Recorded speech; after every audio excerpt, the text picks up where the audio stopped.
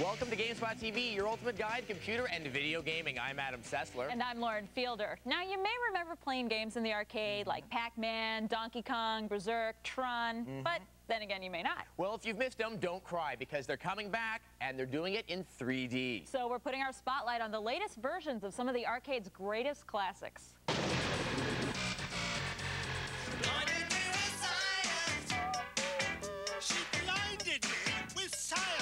If she blinded me with science actually means something to you, or if the name hammer connotes more than just a carpentry tool, then, my friend, you are one of the fortunate survivors of the 80s. But eclectic music is just one of the decade's trademarks. The early 80s is also known as the golden age of arcades. Games like Asteroids, Donkey Kong, and Centipede lined the halls of arcade parlors. It was the time when getting the #1 score meant more than passing the final exam. Now hold on to your parachute pants. Many of these timeless classics are being resurrected in 3D. Computer Gaming World's Johnny Wilson says the reason is pretty simple. 3D enables you to break out of the canvas of the computer screen, if you will, and of course the most obvious thing to do in marketing is to grab something familiar. And you grab something familiar and you give it a new twist. And way before we were babbling about MIP mapping, Z buffering, and twisting 3D, there was Asteroids. Released by Atari in 1979, Asteroids was one of the first arcade games that was designed using vector graphics, the earliest form of polygon graphics. In 1998, Asteroids embraced the third dimension with this Activision remake. Yet even with the new snazzy look, developer Cyrox kept the game close to the original concept. Of course, this modern translation has all the 90s amenities, including power-ups and enough weapons to instill fear in giant flying rocks.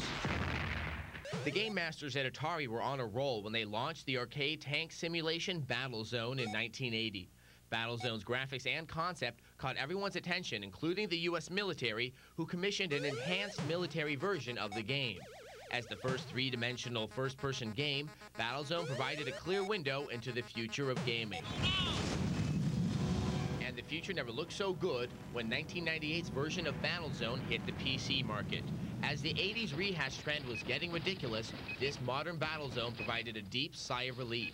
Besides the name, the new Battlezone has little in common with its classic counterpart.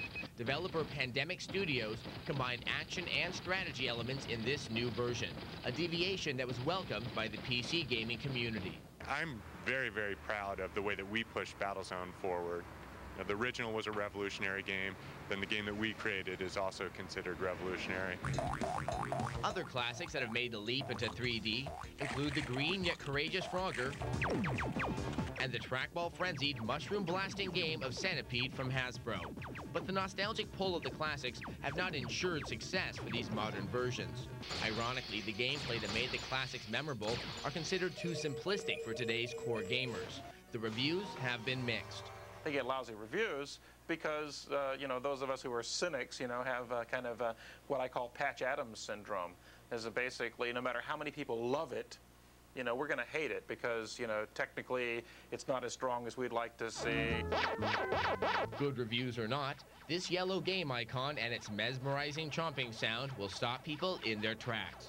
Pac-Man and his ghost buddies will be sporting a new look this September in celebration of its 20th anniversary.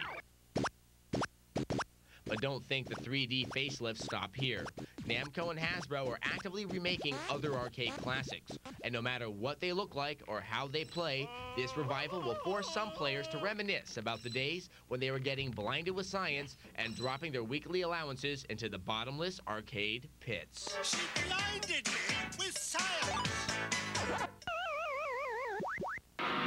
I don't know if you can believe this, but they're even considering redoing Sin Star. So what's next, Pong? Actually, you're exactly right. Hasbro is updating Pong, and this time it's going to have penguins. Wow, and a $40 price tag? $39.95, I think. All right. But until then, here's the game news. In this week's game news, VideoGames.com has learned from Sega that the company will be working to develop and publish titles for handheld game consoles, including Nintendo's Game Boy Color. Sega says the decision to develop for competitors' platforms is due to the need for increased profits, as well as the fact that they have no plans for a handheld system in the next couple of years. Sega says they will not be developing for either the PlayStation or the N64. The recent death of professional wrestler Owen has not prompted Acclaim to remove his character from the upcoming WWF Attitude. There will be some changes to the game, such as the removal of the option to select the specific outfit that Hart was wearing when he died. Acclaim will also dedicate the game in memory of the wrestler. In international news, New Zealand's current entertainment ratings legislation, which requires testers to review all of the content of video and computer games, is being revised to allow for ratings based on general impressions. The change comes after many testers complained about not being able to conquer the more difficult levels in some games. If you're looking for more gaming news, go to the Gamespot.com and the VideoGames.com websites. And if you want to stay nostalgic a little longer, watch a real video clip of our classic arcade games going 3D, and you can find it on our website at zdtv.com/GameSpotTV. Coming up on GameSpot TV, we go ape in our preview of Donkey Kong 64. And we battle it out in our review of Magic and Mayhem. And you don't want to miss our review of Star Wars Episode 1 Racer when GameSpot TV returns.